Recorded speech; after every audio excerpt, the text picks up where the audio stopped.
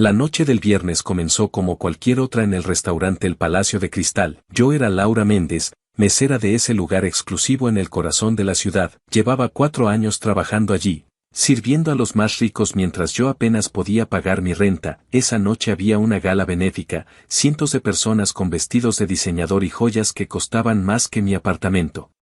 Yo me movía entre las mesas como un fantasma, invisible para ellos. Así me gustaba, pasar desapercibida. Hacer mi trabajo, cobrar mis propinas e irme a casa. Pero esa noche todo cambió. La mesa 12 era la peor de todas. 5 hombres jóvenes, borrachos desde temprano, celebrando algo que llamaban el éxito de Marcos.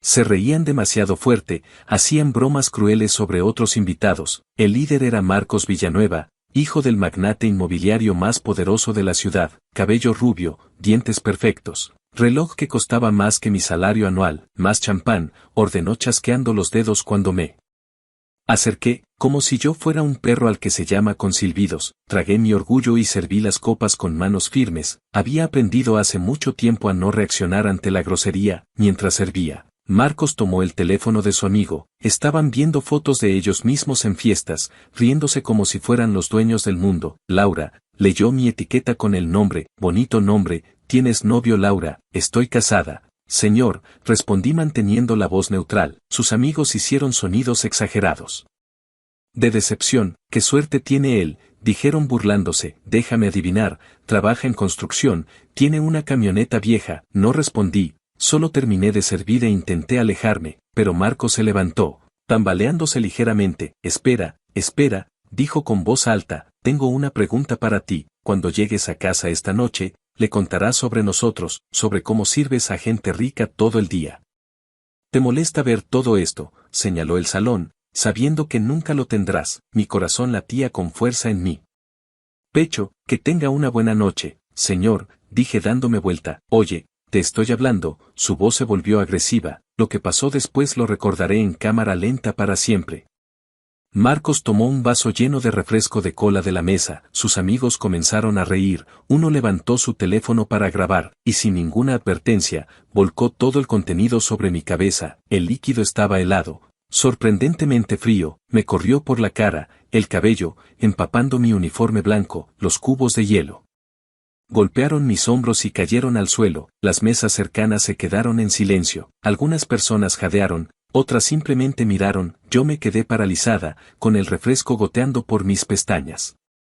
No podía respirar, no podía pensar. La humillación era física, un peso en mi pecho que hacía girar la habitación. Los amigos de Marcos se morían de risa. Dios mío, ¿lo grabaste?, preguntó uno. Envíalo al grupo. Esto es oro. ¿Qué está pasando aquí? Apareció mi gerente con cara seria, miró a Marcos, luego a mí, y su expresión cambió inmediatamente. Laura ha sido grosera con nuestros invitados, dijo Marcos despreocupadamente. Solo le estaba enseñando modales. El gerente me agarró del brazo con fuerza. Lo siento mucho, señor Villanueva. Laura, ve al vestidor ahora. Pero yo no hice nada, protesté débilmente. Ahora, ordenó él. Me alejé tambaleándome, pasando junto a las caras que me miraban. Alguien tapó su boca con la mano, avergonzada por mí. Una mujer desvió la mirada, incómoda pero silenciosa. Nadie dijo nada, nadie ayudó. En el baño del personal, cerré la puerta y me miré al espejo. El refresco había arruinado mi cabello cuidadosamente peinado. El rímel corría en líneas negras por mis mejillas. Mi blusa blanca, la que había planchado esa mañana, estaba completamente arruinada. No lloré. Había aprendido hace años que llorar no cambia nada. Mi teléfono vibró, un mensaje de mi esposo. ¿Cómo va el trabajo, amor? Mis dedos temblaron sobre el teclado. Podía contarle todo a Diego, pero entonces ¿qué? Gente como los Villanueva nunca enfrenta consecuencias. Eran dueños de edificios, de gerentes, probablemente de la mitad de la ciudad. Si me quejaba, perdería mi trabajo. Si Diego se quejaba, lo tratarían como un loco. Un trabajador de construcción persiguiendo a una familia multimillonaria. No, mejor guardar silencio, mejor sobrevivir. Bien, le respondí, estaré en casa a medianoche. Te amo. Tiré mi blusa arruinada a la basura. Me puse mi uniforme de repuesto y volví a mi turno, con la cabeza baja, fingiendo que nada había pasado. Lo que yo no sabía, lo que ninguno de ellos sabía, era que uno de los cocineros, un chico joven llamado Pedro, había visto todo desde la cocina. Pedro, que siempre había sido amable conmigo. Estaba tan furioso que no podía quedarse callado. Pedro, que sabía perfectamente con quién estaba casada yo, y antes del amanecer, un video de Marcos Villanueva arrojando refresco a una mesera. Estaría en el escritorio de Diego Morales, el hombre que controlaba cada camión de cemento. En la ciudad, cada entrega de acero, cada permiso de construcción, el hombre cuya esposa acababa de ser humillada, frente a la élite de la ciudad, pero esa noche, mientras yo volvía a casa en el metro, con el cabello aún húmedo y una sonrisa falsa, no tenía idea de que en menos de 7 días, la familia Villanueva aprendería una lección, que nunca olvidarían: no se le falta el respeto a una reina solo porque lleva un delantal.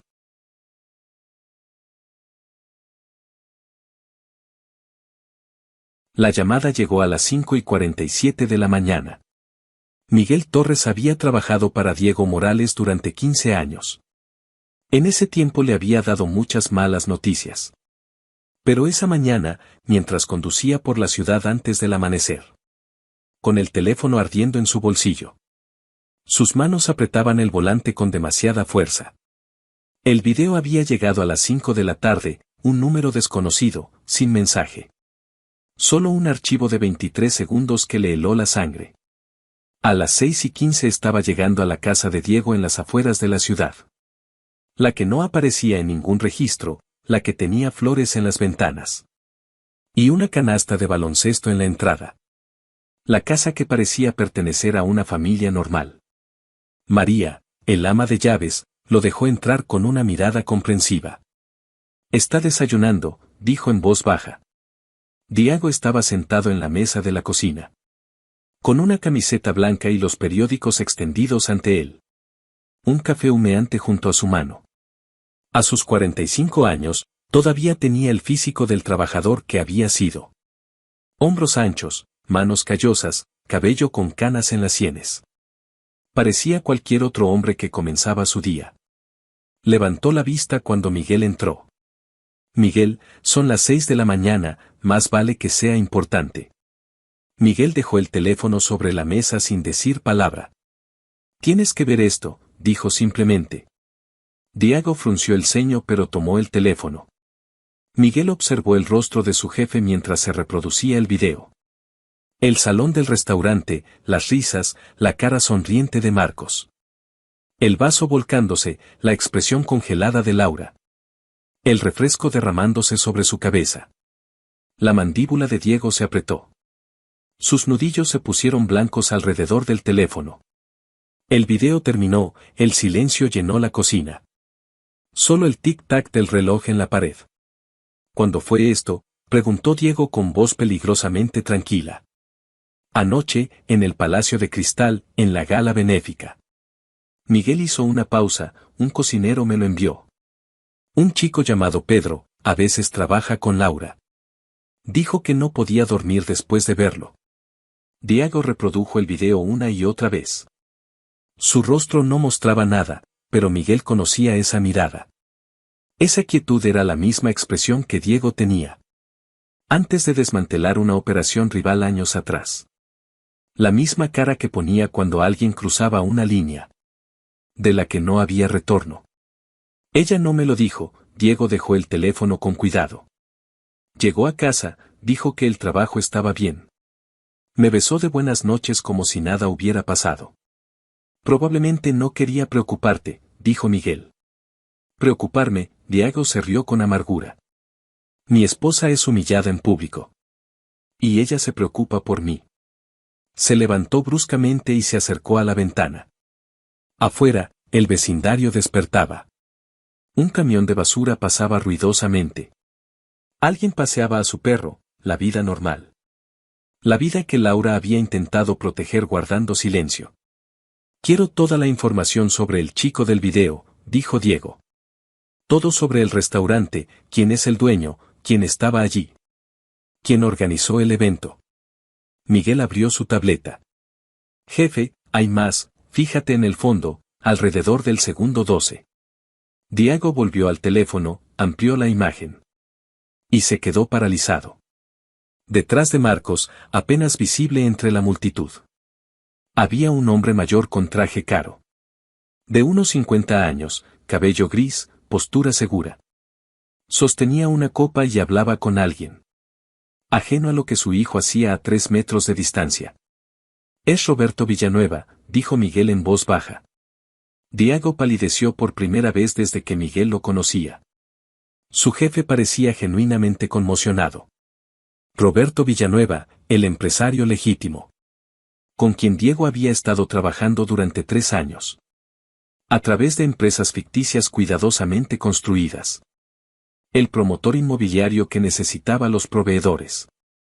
Y las conexiones sindicales de Diego. Pero que nunca podía saber quién era Diego realmente. Su acuerdo había sido perfecto, rentable, silencioso. 3 proyectos de construcción compartidos. Por valor de $40 millones. Roberto conseguía edificios a tiempo y bajo presupuesto. Diego blanqueaba dinero a través de acuerdos legítimos. Solo se habían visto cara a cara 2 veces. Siempre en lugares neutrales, siempre con cuidado. Roberto pensaba que Diego era solo un contratista con buenos contactos.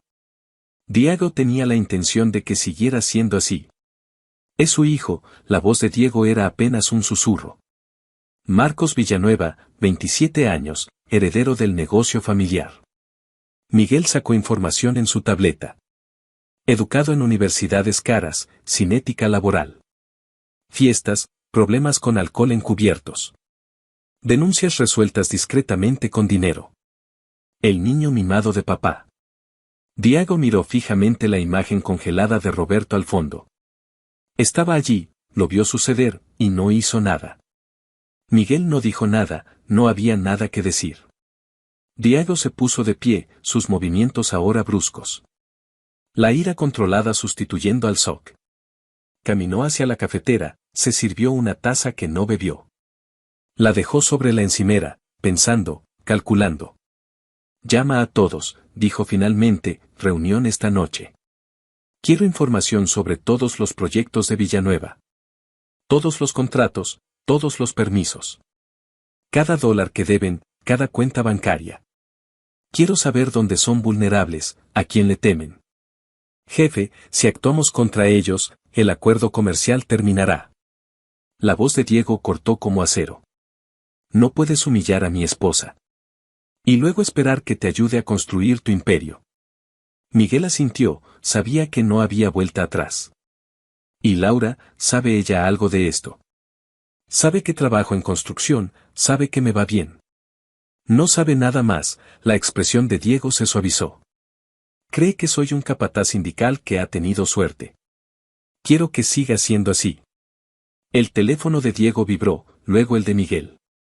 Ambos se iluminaron con alertas de noticias. El grupo Villanueva emite comunicado tras incidente viral. Miguel leyó rápidamente, su expresión oscureciéndose. Esto tiene que ser una broma. El comunicado de prensa ya estaba en todas partes. Enviado a los principales medios a las 7 de la mañana. El grupo Villanueva lamenta el desafortunado incidente. Aunque apoyamos a trabajadores del sector servicios. Investigaciones preliminares sugieren que la empleada se comportó de manera poco profesional con los invitados. Nos tomamos muy en serio la conducta laboral. Confiamos en que el restaurante abordará este asunto apropiadamente. El resto era lenguaje corporativo vacío. Diego lo leyó 2 veces. Su rostro se había vuelto a enfriar. Esa peligrosa quietud regresando. La están culpando, dijo en voz baja. Se están cubriendo las espaldas, corrigió Miguel. Controlando la narrativa antes de que se extienda. Antes de que se extienda, Diego dejó su teléfono deliberadamente. ¿Creen que esto desaparecerá con un comunicado de prensa? ¿Creen que voy a leer esto y dejarlo pasar? Por nuestro negocio, ¿creen que los necesito? Más de lo que ellos me necesitan a mí. Miró a Miguel, y por primera vez en toda la mañana, sonrió. No era una sonrisa agradable. Convoca la reunión para esta noche, y Miguel. Averigua todo sobre sus proyectos de construcción actuales. Quiero saber cuáles no pueden terminarse sin nosotros. Todos ellos, jefe, respondió Miguel. Todos nos necesitan. Bien, Diego tomó su café y finalmente bebió. Entonces veamos cómo construyen un imperio. Cuando los cimientos se derrumban. La sala de reuniones estaba en un almacén en la zona industrial. Oficialmente almacenaba equipos para construcción. Extraoficialmente era donde Diego celebraba reuniones importantes. Lejos de dispositivos de escucha y miradas indiscretas. A las 8 de la noche, 7 hombres se sentaron alrededor de una mesa de metal. Eran los capitanes de Diego, los hombres que dirigían sus operaciones. Suministros para construcción, transporte, sindicatos, gestión de residuos. Los negocios legítimos que generaban millones. Mientras movían discretamente dinero de fuentes menos legítimas. Carlos Ruiz habló primero, era de la vieja escuela. 60 años, nudillos llenos de cicatrices, cero paciencia. Esta noche agarramos al chico, que sirva de ejemplo. De acuerdo, dijo Víctor Soto, encargado de contratos de cemento. Si le faltas el respeto a la mujer del jefe, desapareces. Así de simple. Un murmullo de acuerdo se extendió por la mesa. Miguel estaba de pie en un rincón con los brazos cruzados. Ya había tenido esta conversación con Diego en el auto. Sabía cómo terminaría. Diego se sentó a la cabecera de la mesa, completamente inmóvil. Dejando que hablaran, apenas había dicho nada desde que llegaron. Solo escuchaba las sugerencias cada vez más extremas. Atrapar a Marcos, asustarlo, romperle algo, enviarle un mensaje. Podemos hacer que parezca un robo, propuso Andrés. Un niño rico asaltado en el barrio equivocado. Le enseñaremos respeto. O quemamos uno de sus autos, añadió Carlos. El Porsche que conduce, que lo explique a su papá. No, la voz de Diego no era alta. Pero atravesó la charla como una navaja. La sala se quedó en silencio. Diego se levantó y se dirigió a una pizarra blanca. Alguien ya había pegado fotos impresas. Marcos Villanueva, Roberto Villanueva, el restaurante. El logotipo del grupo Villanueva. ¿Qué creen que pasará?, dijo Diego lentamente. Si agarramos a Marcos esta noche. Carlos frunció el ceño, aprenderá una lección. No, su padre llamará a la policía real. No la que conocemos, el FBI se involucrará. Porque el secuestro cruza fronteras estatales. Se revisarán todas las cámaras de la ciudad. Diego se volvió hacia ellos, tendremos problemas innecesarios. Por un niño mimado, así que no haremos nada. La voz de Víctor se elevó con frustración. Humillan a Laura y nosotros lo aceptamos sin más. No he dicho que no hagamos nada, los ojos de Diego se volvieron fríos. He dicho que no lo agarremos. Esto no son los años 90, Víctor. Ya no resolvemos problemas con violencia. Entonces, ¿qué? Carlos extendió las manos. Ya publicaron ese comunicado culpando a Laura. La están convirtiendo en la villana. Cada hora que esperamos, su versión se convierte en verdad. Diego había leído el comunicado docenas de veces. Cada lectura hacía apretar más su mandíbula. Laura había llegado a casa agotada y se fue directo a dormir. Aún no sabía que se había hecho público. No sabía que desconocidos en Internet debatían. Si se lo merecía o no. Mañana se despertaría en una pesadilla. Esto no tiene que ver con Marcos, dijo Diego en voz baja. Se trata de Roberto Villanueva. Llamó la atención de todos. Roberto es un hombre de negocios, continuó Diego. Piensa en dólares y contratos. Su hijo humilló a mi esposa porque es un niño mimado. Que nunca ha enfrentado consecuencias reales. Pero Roberto lo vio y no hizo nada. Luego publicó ese comunicado culpando a Laura. ¿Saben por qué? Silencio en la sala. Porque cree que yo lo necesito más que él a mí. Cree que nuestro acuerdo comercial lo protege. Cree que me tragaré este insulto para que siga fluyendo el dinero. La voz de Diego se endureció, se equivoca. Miguel finalmente habló desde la esquina. El grupo Villanueva tiene 4 grandes proyectos en desarrollo. Valor combinado $1.200 millones. Puso un control remoto, la pantalla cambió. Mostrando una hoja de cálculo detallada. Torre residencial en zona norte, desarrollo de uso mixto en el centro. Condominios frente al mar en la costa. Apartamentos de lujo en zona este. Miguel destacó cada uno. Todos y cada uno usan nuestro cemento. Nuestros camiones, nuestros proveedores de acero. Nuestra mano de obra sindicalizada. La comprensión se reflejó en los rostros alrededor de la mesa. También están esperando permisos, continuó Miguel. El proyecto de zona este necesita autorización ambiental. El desarrollo costero necesita variaciones de zonificación. Ambos están atascados en comités municipales. ¿Dónde tenemos amigos? ¿Y su financiación?, preguntó Diego. 2 prestamistas principales. Ambos tienen préstamos de construcción a corto plazo, que deben refinanciarse en 90 días. Si los proyectos se retrasan, Miguel sonrió. Lo que sucederá si algo sale mal. Carlos se recostó en su silla, finalmente entendiéndolo. ¿Quieres estrangular su negocio? Quiero desmantelarlo ladrillo a ladrillo, corrigió Diego. Roberto humilló a mi esposa en público. Yo voy a humillar su imperio. ¿Cuánto tiempo?, preguntó Víctor. 1 semana, tal vez menos. Diego sacó un marcador y escribió en la pizarra. Contratos, permisos, financiación, reputación. Estos son sus puntos débiles. Los presionaremos sistemáticamente. Sin violencia, sin conexiones obvias. Solo una serie de problemas muy desafortunados. Que Roberto no puede resolver. ¿Y el chico?, preguntó Andrés. Marcos. Marcos, su padre es la enfermedad. Diego guardó el marcador. Pero no te preocupes. Cuando esto termine, Marcos Villanueva deseará que simplemente lo hubiéramos secuestrado. Lo que se avecina es peor que huesos rotos.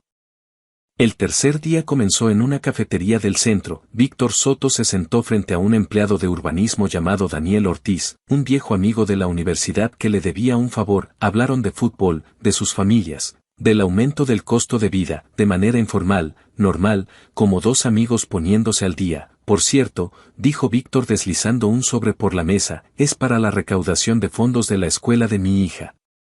Espero que puedas contribuir. Daniel echó un vistazo al interior. 10.000. En efectivo, abrió mucho los ojos, pero no dudó, ya había aceptado dinero de Víctor antes, por supuesto, encantado de ayudar, te lo agradezco. Víctor sacó su teléfono fingiendo revisar mensajes, una pregunta al azar. ¿Sigues trabajando en ese proyecto de Villanueva, el desarrollo de la costa, la zona este? Sí, todavía está en mi escritorio. Daniel dio un sorbo a su café. La evaluación de impacto ambiental podría llevar meses. Podría llevar más tiempo. Daniel lo miró a los ojos, se entendieron sin palabras. Podría llevar 6 meses, quizás más, si surgen nuevas preocupaciones ambientales. Sería una pena para ellos, dijo Víctor, una verdadera pena. Daniel se guardó el sobre. Me aseguraré de que reciba la revisión exhaustiva que merece. Víctor asintió y se marchó, un punto de presión activado. Al otro lado de la ciudad, Carlos Ruiz estaba en una obra, en la torre residencial de zona norte. El supervisor del proyecto, Luis Herrera, era un sindicalista, uno de los suyos, alguien de confianza. Tenemos un problema, Carlos. Luis extendió los planos. Villanueva nos está presionando para trabajar más rápido, ahorrar costos, cortar esquinas. ¿Cuánto retraso llevan?, preguntó Carlos. 6 semanas. Tienen que verter cimientos del ala norte, antes del viernes o no cumplirán el plazo con el banco. Luis señaló los planos, pero hay un problema, el pedido de cemento que hicieron viene de otra ciudad. No de nuestros proveedores. Intentaron ahorrarse dinero, evitar las tarifas sindicales. Carlos apretó la mandíbula. Nos pasaron por alto. Luis se encogió de hombros, pero esa empresa tiene problemas, con los camiones esta semana, problemas mecánicos. Qué raro que eso ocurra. Carlos sonrió. Muy raro. Y nuestros camiones podrían hacer la entrega, pero el pedido tendría que hacerse por canales apropiados, con las tarifas apropiadas. Incluso así, Luis miró su reloj, podría llevar días programarlo. Qué pena. Carlos le dio una palmada en el hombro. Mantente en contacto, avísame su nivel de desesperación. En una torre de oficinas en el distrito financiero, Miguel se sentó frente a Rebeca Morales, analista de riesgos. Habían salido juntos brevemente años atrás, seguían siendo amigos, ella no le debía nada. Pero recordaba cuando él había ayudado a su hermano a evitar problemas con gente peligrosa. Necesito información, dijo Miguel en voz baja. El grupo Villanueva, ¿cuál es su situación financiera? Rebeca miró la pantalla de su computadora, indecisa. Miguel, no puedo hablar de clientes, un viejo amigo preguntando a otro. Viejo amigo, ella suspiró y escribió algo en su teclado. Están muy endeudados. Proyectos grandes, todos financiados con préstamos a corto plazo, las condiciones exigen hitos de finalización cada 90 días. ¿O la tasa de interés sube 2 puntos? ¿Qué tan cerca están de esos hitos?, preguntó Miguel, lo suficientemente cerca como para que cualquier retraso sea catastrófico. Rebeca bajó la voz, entre tú y yo. El banco ya está nervioso, el último informe trimestral mostró sobrecostos. Si estos proyectos se estancan, es posible que no refinanciemos, lo que significa, Miguel se inclinó hacia adelante, que tendrían que encontrar nuevos prestamistas rápidamente, y si no pueden, tendrían que liquidar activos, vender propiedades, posiblemente declarar quiebra. Rebeca lo miró atentamente. ¿Por qué lo preguntas? Solo curiosidad sobre el mercado. Miguel se levantó. Gracias Rebeca, dale recuerdos a tu hermano. Afuera envió un mensaje a Diego. El banco está nervioso, una sacudida más y se largan. Por la noche, el equipo de Diego se reunió nuevamente. Esta vez la pizarra estaba llena de detalles. Proyecto 1, Torre Residencial Zona Norte, valor 340 millones, estado 6 semanas de retraso, vulnerabilidad. Interrupción del suministro de cemento, fecha límite de cimientos, el viernes. El banco está nervioso. Proyecto 2, desarrollo de uso mixto centro, valor 280 millones, estado esperando entrega de acero. Vulnerabilidad, nuestros proveedores pueden retrasar envíos indefinidamente. Proyecto 3, condominios frente al mar zona costa, valor 420 millones, estado pendiente de variación. Vulnerabilidad, contactos municipales pueden retrasar aprobación meses. Proyecto 4, apartamentos de lujo zona este, valor 380 millones, estado revisión ambiental. Vulnerabilidad, proceso de revisión prolongado a 6 meses. Diego estudió la pizarra como un general inspeccionando un campo de batalla. Exposición total 1.400 millones. Contando la financiación, dijo Miguel, pero el valor real es 1.200, y todo depende de nuestra cooperación. Víctor añadió su reporte, los permisos de zona este congelados, durante al menos 6 meses. Tengo 3 departamentos municipales, listos para descubrir nuevas preocupaciones, impacto en tráfico, conservación histórica, protección de humedales. ¿Los sindicatos?, preguntó Diego mirando a Carlos. Listos para abandonar 2 proyectos si las negociaciones se estancan. Carlos sonrió. Podemos fabricar conflictos laborales, que los mantengan ocupados durante semanas, todo perfectamente legal, solo trabajadores exigiendo trato justo. Andrés tomó la palabra. He rastreado las llamadas de inversores. Roberto ha estado tranquilizando a la gente toda la semana, diciendo que todo va bien, pero 3 pequeños inversores ya se retiraron del proyecto costero, están asustados por la prensa negativa del incidente de Laura. Bien, Diego marcó con un círculo los nombres de bancos, 2 prestamistas para 4 proyectos vulnerables. Miguel, podemos comprar su deuda, estoy en ello. Tengo 3 empresas ficticias listas para comprar préstamos en dificultades. Si los bancos se ponen nerviosos, venderán con descuento. Solo para reducir su exposición. Diego hizo cálculos en su cabeza. Si controlaban la deuda, controlaban el oxígeno. Villanueva no podía moverse, no podía respirar, no podía hacer negocios sin pasar por ellos. Esta es la secuencia, Diego dijo con marcador en mano. Mañana por la mañana, zona norte no podrá verter cimientos. Mañana por la tarde, se retrasará entrega de acero al centro. Por la noche, Villanueva tendrá 2 situaciones de crisis. Ahí es cuando los bancos empezarán a hacer llamadas preocupadas. Y cuando estén entrando en pánico por plazos, continuó Miguel, es cuando mis empresas ficticias se acercarán a los bancos, para comprar deuda en dificultades, nos abalanzaremos, y pareceremos salvadores. Víctor asintió con aprecio, ni siquiera sabrán que estamos detrás. Diego guardó el marcador. Roberto cree que esto es un niño mimado que derrama un refresco, no entiende que ya está perdiendo una guerra, que no sabe que está librando. Carlos se inclinó hacia adelante, cuando se dará cuenta. Cuando sea demasiado tarde, Diego miró su teléfono, una alerta de noticias, acciones del Grupo Villanueva caen 3%, por preocupaciones sobre construcción, el mercado ya olía la sangre, caballeros. Ya no solo estamos identificando puntos débiles, los estamos activando. Diego miró a cada hombre. A partir de mañana por la mañana, el Imperio Villanueva comenzará a desmoronarse, lo suficientemente lento como para que no cunda el pánico, lo suficientemente rápido como para que no puedan detenerlo. ¿Y Marcos?, preguntó Andrés. Los chicos siguen publicando en redes sociales, como si nada hubiera pasado, de fiesta este fin de semana. La expresión de Diego se ensombreció. Deja que se divierta, cuando el imperio de su padre caiga. Marcos aprenderá que algunas humillaciones no se pueden arreglar con el dinero de papá. La reunión terminó, los hombres se dispersaron, Diego se quedó atrás mirando la pizarra. 4 proyectos, 2 bancos, una semana. Su teléfono vibró. Laura escribió: no puedo creer que sea tendencia en internet, la gente es muy cruel, pero estoy bien, estamos bien. Se le encogió el pecho. Ella intentaba ser fuerte, intentaba no preocuparlo. Él respondió: eres la persona más fuerte que conozco, esto pasará, te lo prometo. Lo que no dijo fue, pasará porque me aseguraré de que las personas que te hicieron daño lo pierdan todo. Diego apagó las luces del almacén. Mañana comenzaba la presión real. Los Villanueva estaban a punto de aprender que los cimientos no solo sostienen edificios, también sostienen imperios. Y Diego controlaba todos y cada uno de ellos.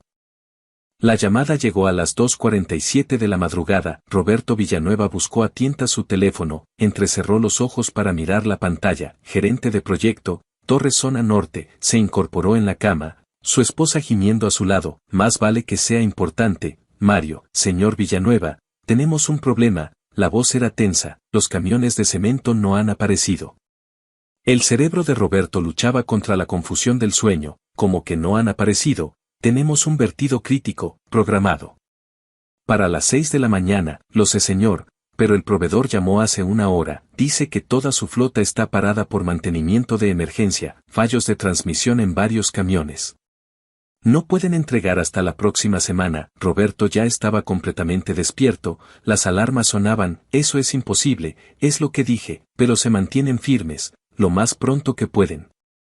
Entregar es la semana que viene. La semana que viene. Roberto se quitó las mantas. Perdemos esta oportunidad, perdemos nuestro hito. El banco activará la cláusula de penalización, son $2 millones. Lo sé, señor. La voz de Mario transmitía derrota. Llame a nuestros proveedores de respaldo, ordenó Roberto. Alguien en esta ciudad tiene camiones de cemento. Llevo una hora llamando. Todos están completos, o tienen problemas con el equipo. Es como si toda la cadena de suministro hubiera elegido esta noche para desmoronarse. El estómago de Roberto se revolvió. Sigue intentándolo, ofrece el doble de la tarifa, el triple. No me importa, no podemos perder ese plazo. Colgó e inmediatamente llamó a su director de operaciones, luego a su jefe de finanzas. En 20 minutos, todo su equipo ejecutivo estaba despierto, haciendo llamadas, moviendo hilos. Nadie podía ayudar. A las 6:30 de la mañana, la obra de Zona Norte estaba en silencio. No había camiones de cemento, no había vertido. Solo trabajadores sindicalizados de pie cobrando, sin hacer nada. A las 7:15, el teléfono de Roberto volvió a sonar. Era el director del proyecto Centro. Por favor, dime que tienes buenas noticias. El suministro de acero se ha retrasado. La voz sonaba frustrada. El proveedor dice que hay un accidente de tráfico, bloqueando su ruta. Lo volverán a intentar mañana. Mañana, Roberto gritó. Ya vamos con retraso. Lo sé, señor, estoy tan frustrado como usted. Roberto colgó y lanzó el teléfono al otro lado de su oficina. Rebotó en el sofá de cuero.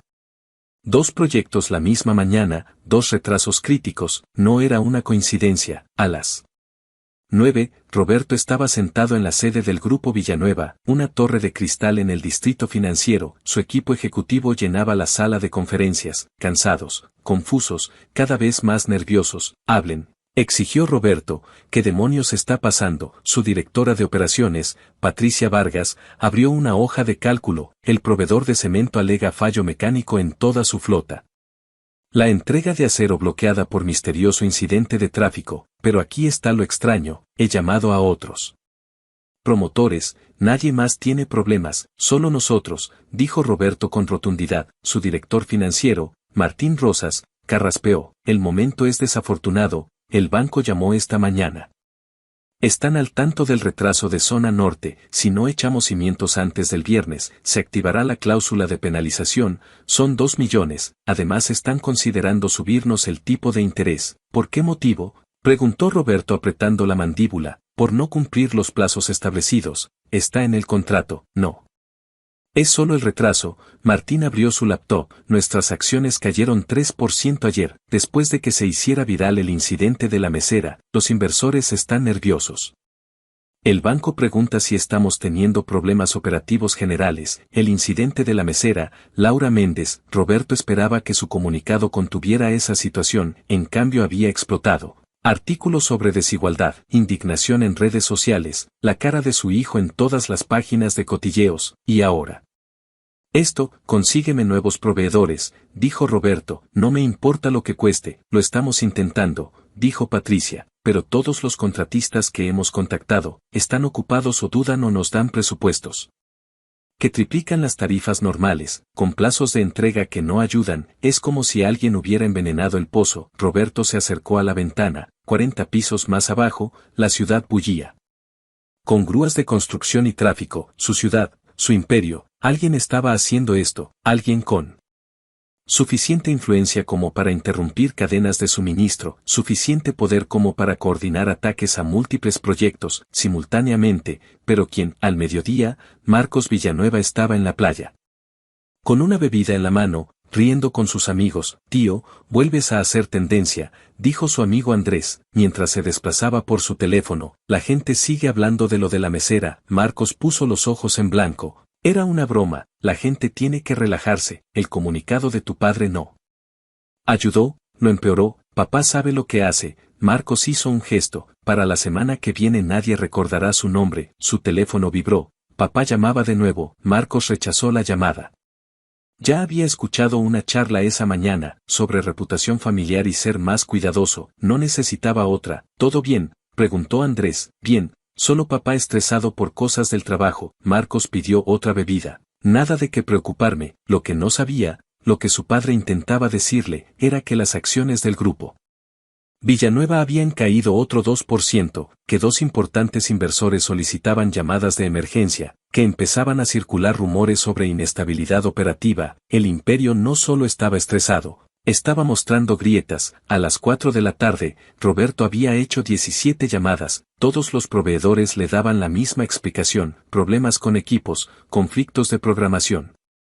Algunos se disculpaban profusamente, otros extrañamente cortantes. Se sentó solo en su oficina, mirando plazos, que se estaban convirtiendo rápidamente en fantasías. Su asistente llamó a la puerta. Señor Villanueva, el banco en línea 3, preguntan por el proyecto Centro y Costa. El banco, su otro prestamista importante. Roberto descolgó tratando de sonar confiado. James, me alegro de oírte. La voz de James Rothman era profesional pero fría. Quería ponerme en contacto para hablar de tus proyectos. Estamos recibiendo informes preocupantes sobre retrasos. Son contratiempos menores, los estamos solucionando. Contratiempos menores que afectan 2 proyectos simultáneamente. Nuestro equipo de evaluación de riesgos está nervioso. No hay nada de qué preocuparse, tenemos la situación bajo control. James hizo una pausa, porque nuestros analistas también analizan la publicidad negativa de principios de esta semana. En combinación con estos retrasos en construcción, se está creando una situación preocupante. Roberto apretó el teléfono con fuerza. James, llevamos 10 años trabajando juntos. Cuando he incumplido alguna vez mis compromisos, siempre hay una primera vez para todo. Mira, no te estoy amenazando, te estoy dando un aviso amistoso. Si estos retrasos continúan, si surgen más problemas, el banco tendrá que reevaluar nuestra posición. Tenemos que responder ante nuestros accionistas. Lo entiendo, dijo Roberto con voz tensa. Espero que sí. Arregla esto, Roberto. Rápidamente, la línea se cortó. Roberto se quedó sentado en silencio, con su reflejo mirándole desde la pantalla oscura. 2 bancos dando vueltas, 2 proyectos paralizados, inversores en pánico, acciones cayendo. Hace 48 horas todo iba bien, ahora sentía como si el suelo se moviera bajo sus pies. Pensó en Laura Méndez, la mesera, el video Podría estar relacionado, algún tipo de represalia. No, imposible, ella no era nadie, una trabajadora de restaurante. ¿Qué podía hacer ella para perjudicarlo? Se sacudió la paranoia, solo era mala suerte. Un momento inoportuno, pasaría. Roberto sacó sus contactos y empezó a hacer más llamadas. Tenía que haber alguien que pudiera entregarle cemento, alguien que le debiera un favor. Lo que no se daba cuenta, lo que no podía ver, era que cada llamada que hacía, cada favor que intentaba conseguir, cada hilo que intentaba mover, estaba conectado a una red que conducía a un solo hombre, un hombre cuya esposa había sido humillada, mientras Roberto se quedaba de brazos cruzados sin hacer nada. Un hombre que acababa de empezar su guerra. En su oficina sencilla, Diego recibía actualizaciones: zona norte estancado, centro estancado, ambos bancos dando vueltas, acciones bajaron 5% total. Miró a Miguel y sonrió. Mañana apretaremos el cerco. La guerra había comenzado. Y Roberto Villanueva estaba perdiendo, sin siquiera saber que estaba luchando. La reunión de emergencia de la Junta Directiva comenzó a las 8 de la noche, en la sala de conferencias ejecutiva del Grupo Villanueva. 12 personas se sentaron alrededor de una mesa de caoba pulida, abogados, ejecutivos, miembros de la Junta Directiva. Todos parecían agotados, derrotados. Nos están atacando, dijo Roberto sin preámbulos, de forma sistemática, deliberada, y sé quién es el responsable. Les habló de Diego Morales, de las empresas ficticias, de Laura Méndez, de la conexión que había sido demasiado ciego para ver. Su abogado principal, Gerardo Salas, palideció. Estás diciendo que nuestro principal proveedor está casado con la mujer del video. Estoy diciendo que nuestro principal proveedor es el marido de la mujer que humillamos, y él ha estado cortando nuestro suministro de aire desde el martes. Entonces lo demandamos, dijo Patricia, por incumplimiento de contrato, interferencia tortuosa. Lo enterramos en litigios. Gerardo levantó una mano. Espera, déjame revisar esos contratos. Pasó 5 minutos con su laptop, con expresión cada vez más sombría. Finalmente levantó la vista. No podemos demandarlo. ¿Cómo que no podemos demandarlo? Roberto alzó la voz. Está saboteando deliberadamente nuestros proyectos. Técnicamente no. Morales Construction Group no nos suministra directamente, suministra a los proveedores que nos suministran a nosotros. Los contratos están estructurados a través de intermediarios. Gerardo trazó con el dedo las conexiones en su pantalla. Si lo demandamos, tendríamos que explicar estos acuerdos con empresas ficticias en los tribunales. Eso significa exponer las estructuras financieras que hemos utilizado para evitar impuestos y supervisión regulatoria durante 3 años. Silencio pesado llenó la sala. ¿Qué tan malo?, preguntó Patricia en voz baja. Malo como investigación federal, malo como auditoría fiscal, posiblemente malo como cargos criminales. Gerardo se quitó los anteojos. Estos contratos fueron diseñados para negación plausible, funcionan muy bien cuando todos cooperan, pero si demandamos, esencialmente revelamos nuestra propia ingeniería financiera y legal. Roberto sintió que las paredes se le echaban encima. Entonces simplemente dejamos que nos destruya. Lo que digo es que el litigio no es opción, al menos no contra Morales directamente. Martín, el director financiero, carraspeó. Hay otro problema. El banco volvió a llamar esta tarde. ¿Están llevando a cabo revisión rutinaria de nuestra cartera? Traducción, preguntó Roberto con sarcasmo. ¿Están buscando razones para exigir pago anticipado o activar cláusulas de penalización? Pueden hacerlo si no cumplimos hitos contractuales. Si Zona Norte no cumplió plazo de cimientos, Centro lleva 3 semanas de retraso. Si Proyecto Costero se retrasa 60 días por revisión ambiental, tampoco cumpliremos ese plazo. Martín abrió una hoja de cálculo. 3 hitos incumplidos activan cláusula de revisión. Tenemos que refinanciarnos inmediatamente o enfrentar impago. ¿De cuánto estamos hablando? Roberto casi no quería saber. 420 millones de dólares, a pagar en 30 días si invocan la cláusula. La cifra flotó en el aire como una bomba. No tenemos esa liquidez, dijo Patricia. Lo sé. La voz de Martín era apenas un susurro. Roberto se acercó a la ventana dando vueltas. 420 millones. Quizá podrían reunir la mitad vendiendo activos, pero para la otra mitad, buscar nuevos inversores, con nuestras acciones bajando 7% y retrasos en construcción en todos los titulares. Martín negó con la cabeza. Ningún inversor importante se interesará por nosotros ahora mismo, no en condiciones que podamos aceptar. Entonces volvemos a Morales, dijo Roberto, hazle una oferta, dinero, participación en propiedad, lo que quiera. No responde a tus llamadas, señaló Patricia, entonces iré a su oficina, a su casa, donde quiera que esté, lo encontraré. ¿Y qué? Interrumpió Gerardo, pedir perdón, suplicar, no lo hace por dinero Roberto, lo hace porque tu hijo humilló a su esposa. Y tú apoyaste a Marcos en lugar de hacer lo correcto. Roberto se volvió hacia él, que se suponía que debía hacer, sacrificar a mi propio hijo. Sí, la voz de Patricia resonó en la habitación. Eso es exactamente lo que deberías haber hecho, pedir disculpa sincera, despedir a Marcos de su puesto, dejar claro que ese comportamiento era inaceptable. En lugar de eso culpaste a la víctima, y diste por hecho que a nadie le importaba una mesera, no sabía con quién estaba casada, protestó Roberto, eso no debería haber importado. Patricia estaba furiosa ahora, aunque no hubiera estado casada con nadie, lo que hizo estuvo mal, pero tú estabas más preocupado por proteger el nombre familiar, que por hacer lo correcto, ahora todos estamos pagando por ello. Se hizo el silencio, nadie miró a Roberto, al otro lado de la ciudad. Marcos Villanueva estaba sentado en un club nocturno de moda, botella en la mesa, modelos a ambos lados, su teléfono no había dejado de sonar toda la noche, papá, Patricia, Martín, pero él los ignoraba. Tu padre te está llenando el teléfono, observó su amigo Taylor, siempre lo hace. Marcos se tomó un trago, probablemente quiere darme otra charla sobre el video, como si necesitara otro discurso sobre reputación familiar. Tío, ¿has visto las noticias?, preguntó Taylor, las acciones de tu empresa se están hundiendo, las acciones suben, las acciones bajan. Marcos hizo un gesto de desprecio, papá siempre lo soluciona, eso es lo que hace, lo que Marcos no veía, lo que estaba demasiado borracho y privilegiado para notar.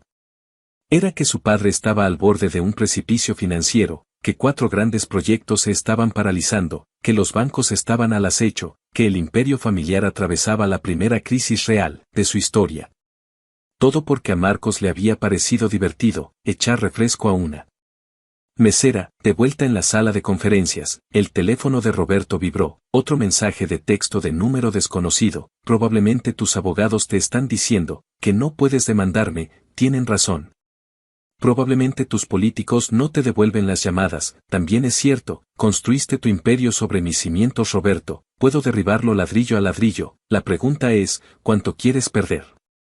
Antes de estar dispuesto a hablar, Roberto miró fijamente el mensaje, su reflejo fantasmal en la pantalla. Gerardo se inclinó hacia él, es él. Roberto asintió con voz hueca, que quiere que sufra, que comprenda lo que se siente, al ser impotente, quiere que le suplique, entonces quizá deberías hacerlo, dijo Patricia en voz baja. Antes de que no quede nada que salvar, Roberto miró alrededor de la mesa, a los rostros cansados, el miedo en sus ojos. Estas personas tenían familias, hipotecas, carreras vinculadas al grupo Villanueva. Si la empresa se hundía, todos se hundirían con ella, pensó en Marcos. Borracho en algún club, ajeno a todo, pensó en Laura Méndez, la mujer que había descartado, por considerarla una don nadie, pensó en el comunicado de prensa que había autorizado, en el que la culpaba de falta de profesionalidad. Patricia tenía razón, había tomado la decisión equivocada en todo momento, y ahora había llegado la hora de pagar las consecuencias. Concierta una reunión, dijo Roberto finalmente, con Morales, haz lo que sea necesario, dile que estoy dispuesto a hablar, no responde, señaló Gerardo, entonces envía mensaje a través de su oficina, dile. Roberto hizo una pausa, con palabras amargas en la lengua, dile que Roberto Villanueva está dispuesto a disculparse como es debido esta vez. Gerardo asintió y se marchó para hacer la llamada. Roberto se sentó pesadamente, sintiendo de repente cada uno de sus 58 años, en 4 días, su imperio había pasado de prosperar a estar en estado crítico. Y el hombre que tenía el control, era alguien a quien nunca había considerado una amenaza. Su teléfono vibró una vez más, mañana, ven solo, trae a tu hijo, una dirección seguía. Roberto cerró los ojos, la guerra había terminado, ahora llegaba la rendición. Día 5. La mañana comenzó con llamadas que cambiaron todo. Miguel se sentó en una cafetería frente a 3 banqueros, parecían lo que eran, ansiosos por deshacerse del riesgo. Antes de que alguien hiciera preguntas, a ver si lo entiendo, dijo Mackelchen del banco principal, ¿quieres comprar ahora la deuda de construcción de Villanueva? Cuando todo el mundo sabe que tienen problemas, es precisamente cuando compramos, dijo Miguel con calma. Mis clientes se especializan en activos en dificultades, vemos oportunidades donde otros ven riesgos. Miguel colocó papeles sobre la mesa, todo era legítimo, todo rastreable, hasta empresas ficticias que solo existían en papel, estaban dispuestos a comprar la deuda, a 90 centavos por dólar, hoy. Michael y su homóloga Lisa Márquez intercambiaron miradas. La deuda tenía valor total de 180 millones, a 90 centavos, asumían pequeña pérdida, pero eliminaban exposición a situación catastrófica. ¿Por qué tanta prisa?, preguntó Lisa con recelo.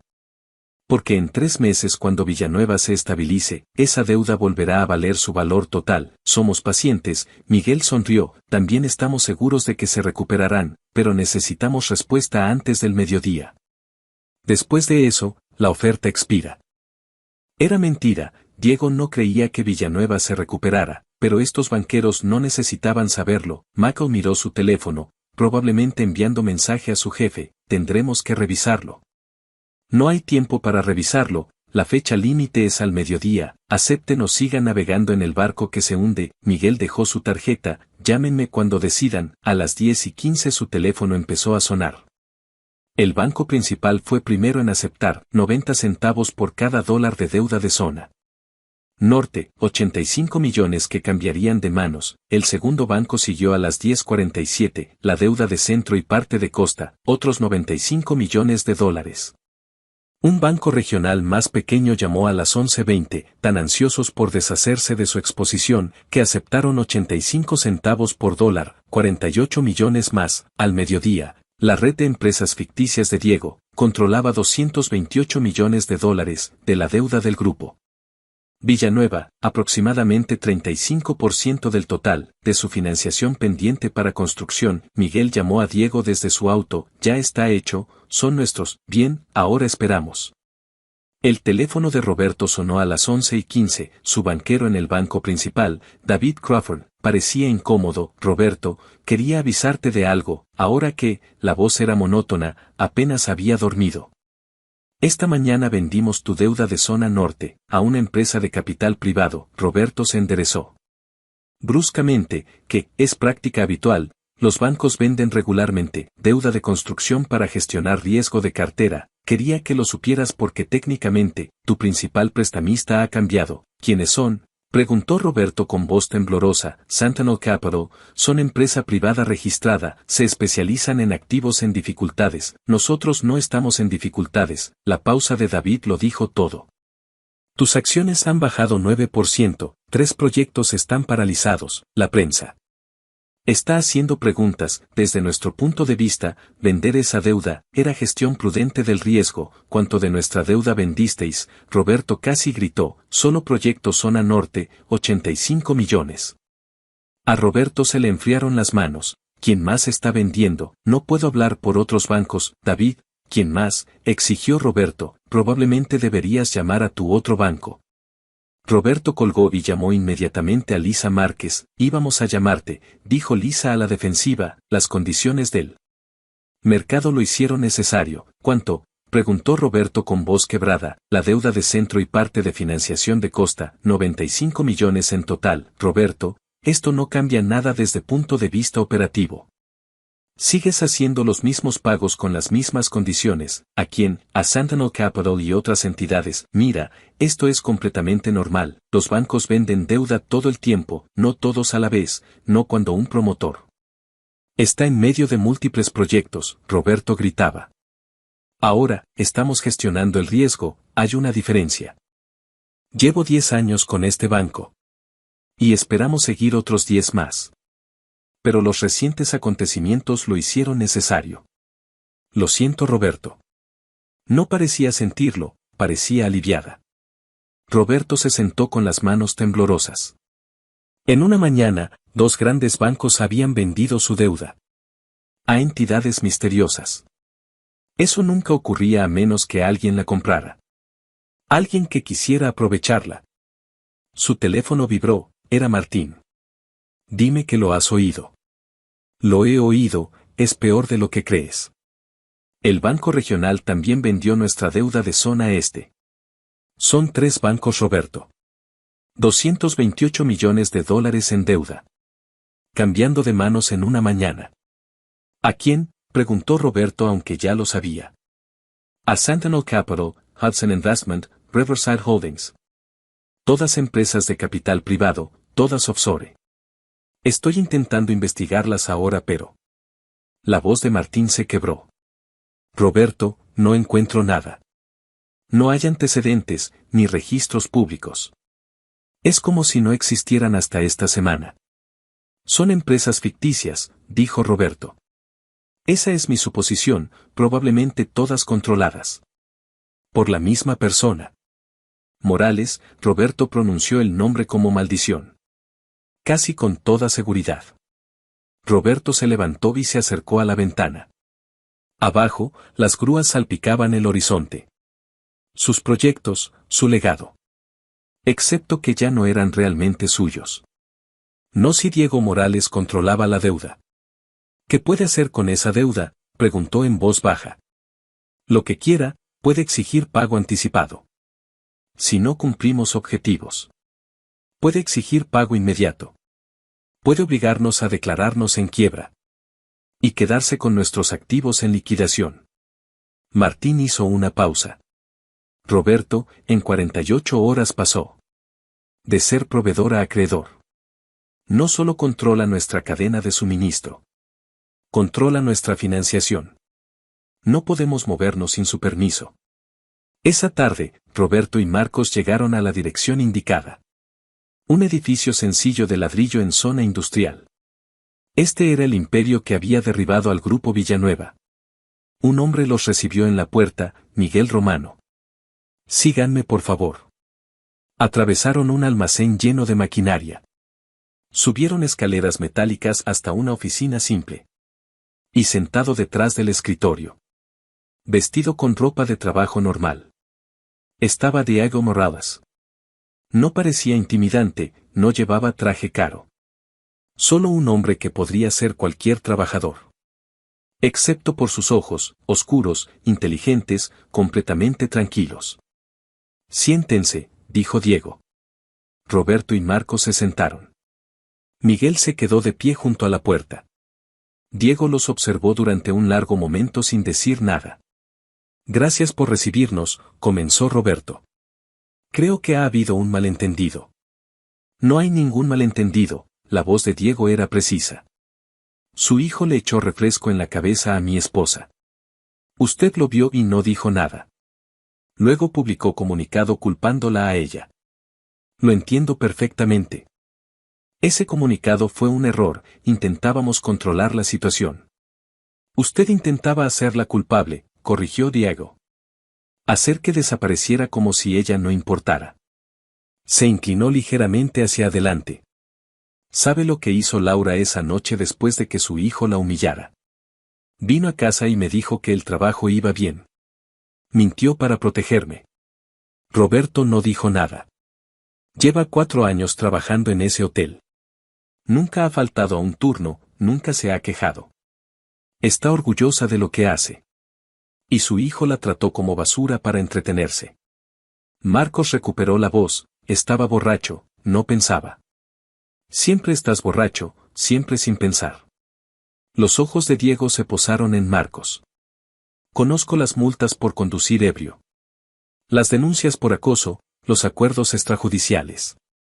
Has pasado toda tu vida creyendo que tu dinero te hace intocable. Hoy aprenderás lo contrario.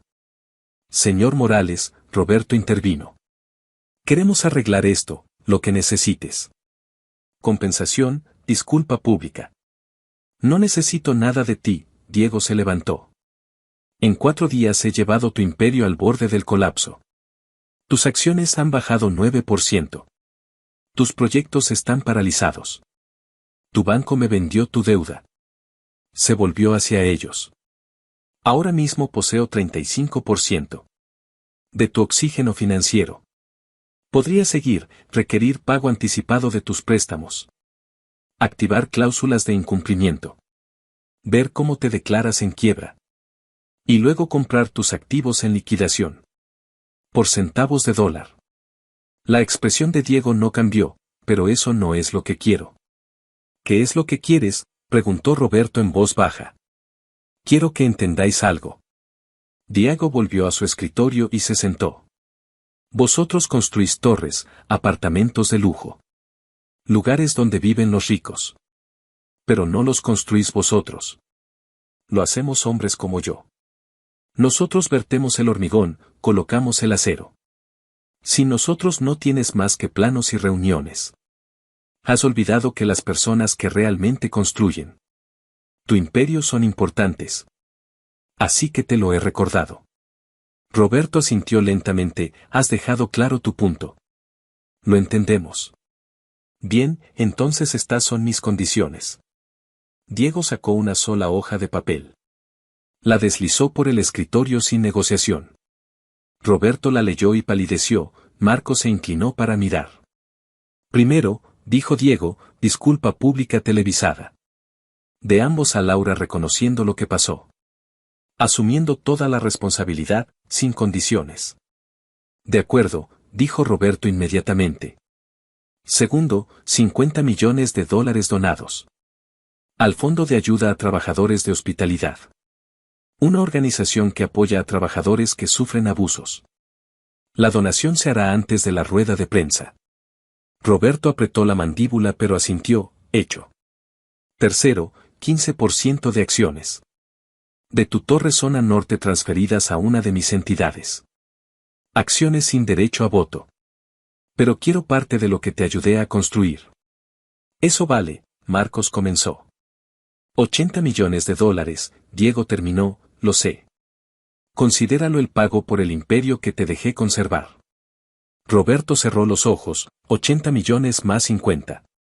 130 millones de dólares en total. Pero la alternativa era perderlo todo. Aceptable, dijo con voz ronca. Cuarto, los ojos de Diego se clavaron en Marcos. Desaparecerás, no más eventos públicos. No más fiestas que acaben en redes sociales. No más representar al grupo Villanueva en actos sociales. Te volverás invisible. ¿Durante cuánto tiempo?, preguntó Marcos. Hasta que yo diga lo contrario. Podría ser un año, podrían ser 5. Trabajarás en la empresa pero entre bastidores. Sin prensa, sin oportunidades de avergonzar a tu familia. Marcos se sonrojó, no puedes. Puedo y lo haré, la voz de Diego nunca se elevó. Querías humillar a alguien por diversión. Ahora aprenderás lo que es la verdadera humillación. Ser reducido a nada, ser invisible. Marcos, la voz de Roberto era aguda, acepta. O lo perderemos todo. Marcos miró fijamente el escritorio.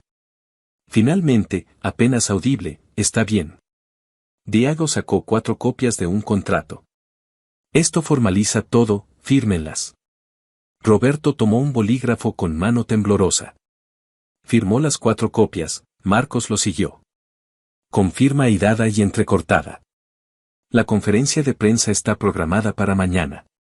Mi oficina enviará los detalles. La donación debe estar lista esta noche. Lo estará, prometió Roberto. Diego se puso de pie, la reunión había terminado. Una cosa más, dijo cuando llegaron a la puerta. Laura no sabe que hice esto. No sabe nada de nuestra relación comercial. Ni de lo que soy capaz. Cree que solo soy un contratista que tuvo suerte. Quiero que siga siendo así. No diremos nada, dijo Roberto. Bien, la expresión de Diego se suavizó ligeramente. Es una buena persona, mejor que cualquiera en esta sala. Lo que le hiciste es imperdonable. Pero te estoy dando la oportunidad de enmendarlo públicamente. No la desperdicies. Se marcharon, atravesaron el almacén. Se subieron al auto y se alejaron. Del edificio donde habían salvado su imperio. A costa de su orgullo. Al día siguiente, la rueda de prensa fue transmitida en vivo. Roberto y Marcos se disculparon ante las cámaras. Sin equipo de relaciones públicas, sin abogados. Solo 2 hombres solos enfrentando consecuencias.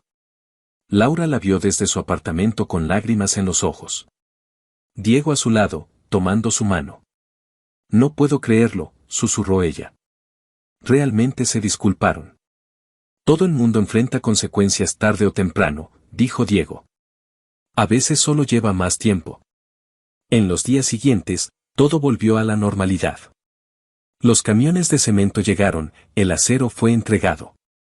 Los permisos avanzaron, los proyectos se reanudaron. Las acciones de Villanueva se estabilizaron. El imperio respiraba de nuevo. Pero todos sabían la verdad. Diego Morales tenía el control. Un paso en falso y podría volver a tirar de los hilos. Marcos desapareció de las redes sociales. Su cuenta de Instagram se cerró. Sin más fotos de fiestas, sin más arrogancia. Solo un hombre aprendiendo lo que significaba ser nadie. Roberto se reunía con Diego una vez al mes. Siempre en el almacén, siempre a solas. Revisaban proyectos, discutían calendarios. Roberto nunca faltaba a una reunión. Nunca cuestionaba precios, nunca se quejaba. Había aprendido cuál era su lugar. Laura volvió a trabajar en el restaurante. Con la cabeza alta, el personal la aplaudió. El gerente se disculpó avergonzado. Los clientes ahora eran educados, cuidadosos. Decían por favor y gracias. No chasqueaban dedos ni exigían nada. Se había corrido la voz. La mesera que había puesto de rodillas a multimillonarios. La mujer a la que no se podía faltar el respeto. Esa noche, Laura llegó a casa. Diego estaba preparando la cena. Su terrible intento de pasta. Pero hecha con amor. ¿Qué tal el trabajo?, le preguntó. Bien, muy bien de hecho, ella lo besó. La gente fue amable y respetuosa. Como debe ser. Creo que voy a estar bien, dijo Laura. Mejor que bien, siento que ahora importo. Que la gente me ve. Diego tomó sus manos. Siempre has importado amor. Algunas personas solo necesitaban que se lo recordaran. Comieron pasta horrible y rieron. Hablaron de cosas normales. Porque eso es lo que eran. Gente normal, un contratista y una mesera. Construyendo una vida juntos. El mundo nunca sabría que Diego Morales controlaba el imperio de construcción de la ciudad. Que derribaba a multimillonarios con una llamada. Y los reconstruía con un gesto. Eso estaba bien, no necesitaba reconocimiento. Solo necesitaba que Laura sonriera cuando llegara a casa. Que caminara con la cabeza alta. Que supiera que estaba protegida, valorada, amada. Todo lo demás eran solo cimientos. De hormigón y acero que sostenían una ciudad. Que nunca sabría su nombre. Y eso era exactamente lo que Diego quería. En los días siguientes, todo volvió a la normalidad, los camiones de cemento llegaron, el acero fue entregado, los permisos avanzaron, los proyectos se reanudaron, las acciones de Villanueva se estabilizaron. El imperio respiraba de nuevo, pero todos sabían la verdad, Diego Morales tenía el control, un paso en falso y podría volver a tirar de los hilos, Marcos desapareció de las redes sociales, su cuenta de Instagram se cerró. Sin más fotos de fiestas, sin más arrogancia, solo un hombre aprendiendo lo que significaba ser nadie. Roberto se reunía con Diego una vez al mes, siempre en el almacén, siempre a solas, revisaban proyectos, discutían calendarios. Roberto nunca faltaba a una reunión, nunca cuestionaba precios. Nunca se quejaba, había aprendido cuál era su lugar. Laura volvió a trabajar en el restaurante, con la cabeza alta, el personal la aplaudió, el gerente se disculpó avergonzado, los clientes ahora eran educados, cuidadosos, decían por favor y gracias, no chasqueaban dedos ni exigían nada, se había corrido la voz, la mesera que había puesto de rodillas a multimillonarios, la mujer a la que no se podía faltar el respeto. Una noche, al final de su turno, una anciana de la mesa 7 dejó una nota con su propina. Gracias por enseñarles que la dignidad importa, todos te apoyamos. Laura dobló la nota con cuidado y se la guardó en el bolsillo. Esa noche llegó a casa y Diego estaba preparando la cena, su terrible intento de pasta. Pero hecha con amor. ¿Qué tal el trabajo?, le preguntó. Bien, muy bien de hecho. Ella lo besó, la gente fue amable y respetuosa, como debe ser. Creo que voy a estar bien, dijo Laura, mejor que bien, siento que ahora importo, que la gente me ve. Diego tomó sus manos, siempre has importado amor. Algunas personas solo necesitaban que se lo recordaran, comieron pasta horrible y rieron, hablaron de cosas normales, porque eso es lo que eran, gente normal, un contratista y una mesera, construyendo una vida juntos. 3 meses después, Laura encontró algo en el buzón, un sobre elegante con él. Membrete del Grupo Villanueva, lo abrió con curiosidad. Diego estaba a su lado, era una carta personal de Roberto Villanueva. Estimada señora Méndez, decía. No hay palabras suficientes para disculparme por lo que mi hijo hizo, y por mi cobardía al no detenerlo. He pasado 30 años construyendo un imperio, pero tomó solo 4 días entender. Que las personas que realmente lo construyen son las más importantes. Usted me enseñó esa lección. Laura terminó de leer la carta con lágrimas en los ojos. Diego la abrazó sin decir palabra. Al día siguiente, en su oficina simple del almacén, Diego recibió una llamada de Miguel. Jefe, el último pago de Villanueva acaba de llegar. Todo está completo, las acciones transferidas, la donación hecha. El acuerdo está cerrado. Bien, dijo Diego. Mantén el monitoreo mensual, pero puedes aflojar la presión. Han aprendido la lección. Miguel sonrió, lo han hecho. Todo el sector de construcción está hablando de esto. Aunque nadie sabe realmente qué pasó. Esa es la idea, respondió Diego. El poder real no necesita anunciarse. Esa noche, Diego y Laura cenaron en su pequeño apartamento. No en una mansión, no en un restaurante exclusivo. Solo en casa, juntos, como siempre. Sabes, dijo Laura de repente. A veces pienso que hay más en tu historia de lo que me cuentas. Diego la miró con expresión neutra. ¿Qué quieres decir? Toda esta situación con Villanueva. La forma en que todo se resolvió tan perfectamente. Las disculpas públicas, la donación millonaria. Es como si alguien hubiera orquestado todo. Laura lo estudió cuidadosamente. Y luego pienso, mi esposo trabaja en construcción. Conoce a mucha gente en ese mundo. Tal vez más gente de la que me ha contado. Diego tomó su mano sobre la mesa. Lo único que necesitas saber, dijo con voz suave, es que te amo más que a nada en este mundo. Y que haría cualquier cosa para protegerte. Cualquier cosa. Laura apretó su mano. Lo sé, susurró, y te amo por eso. No necesito saber todos los detalles. Solo necesito saber que estás a salvo. Que nosotros estamos a salvo. Siempre, prometió Diego. 6 meses después, Laura recibió una oferta inesperada. El Grupo Villanueva estaba buscando una directora. Para su nuevo programa de responsabilidad social corporativa. El salario era 3 veces lo que ganaba como mesera. Los beneficios eran excepcionales. Laura miró la carta con incredulidad. Diego, mira esto. Él leyó la oferta y sonrió. Deberías aceptarlo. Te lo has ganado. ¿Pero por qué yo?, preguntó Laura. De todas las personas, ¿por qué me ofrecen esto a mí?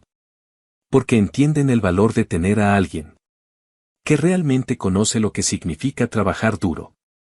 Alguien que puede representar auténticamente a los trabajadores que quieren ayudar. Laura aceptó el puesto. En su primer día, Roberto Villanueva la recibió personalmente. Señora Méndez, bienvenida al equipo. Estamos honrados de tenerla aquí. Su voz era sincera, humilde. Gracias por esta oportunidad, respondió Laura. La oportunidad es nuestra, corrigió Roberto. Usted nos está dando la posibilidad de hacer las cosas bien. De aprender de nuestros errores. Esa noche, Laura llegó a casa emocionada. Diego, no lo vas a creer. Roberto Villanueva me trató con tanto respeto. Como si yo fuera la persona más importante del edificio. Eres la persona más importante, dijo Diego. Para mí, para ellos, para cualquiera que tenga sentido común. Pasaron los años. Laura prosperó en su nuevo puesto. Creó programas que realmente ayudaban a trabajadores. Marcos Villanueva trabajaba en silencio en las sombras, aprendiendo humildad día tras día. Roberto se reunía con Diego religiosamente cada mes. Su relación había evolucionado de socios forzados a algo parecido al respeto mutuo. Y Diego, el hombre que controlaba los cimientos de la ciudad, seguía siendo solo Diego para Laura. Su esposo que hacía pasta terrible, que la hacía reír, que la protegía, que la amaba con una intensidad que ella nunca cuestionó. Una tarde, 10 años después del incidente, Laura y Diego paseaban por el parque. Vieron la torre de zona norte en la distancia. Terminada, majestuosa, imponente. Es hermosa, dijo Laura. Lo es, concordó Diego. Pero solo es acero y hormigón. Lo que la hace especial es saber que se construyó con respeto, con dignidad para todos los que trabajaron en ella. Laura apoyó su cabeza en su hombro. ¿Sabes lo que pienso a veces? Dime. Que aquella noche horrible en el restaurante, cuando Marcos me echó refresco en la cabeza, fue el peor y el mejor momento de mi vida. Diego la miró sorprendido. ¿Por qué el mejor? Porque me enseñó que no estoy sola. Que tengo a alguien que me protege. Que mi dignidad importa. Y que el amor verdadero no solo dice te quiero. El amor verdadero actúa. Diego la besó suavemente. Y yo aprendí, dijo él, que el verdadero poder no viene de controlar imperios. Viene de proteger a la persona que amas. De asegurarte de que camine por el mundo con la cabeza alta y el corazón tranquilo. Caminaron juntos mientras el sol se ponía. Dos personas ordinarias con una historia extraordinaria, que nadie más conocería completamente. Y eso estaba bien. Porque al final, lo único que importaba era que se tenían el uno al otro. Y que en un mundo donde el poder a menudo aplasta a los débiles, ellos habían demostrado que a veces los cimientos son más fuertes que las torres. Y el amor es más poderoso que el dinero.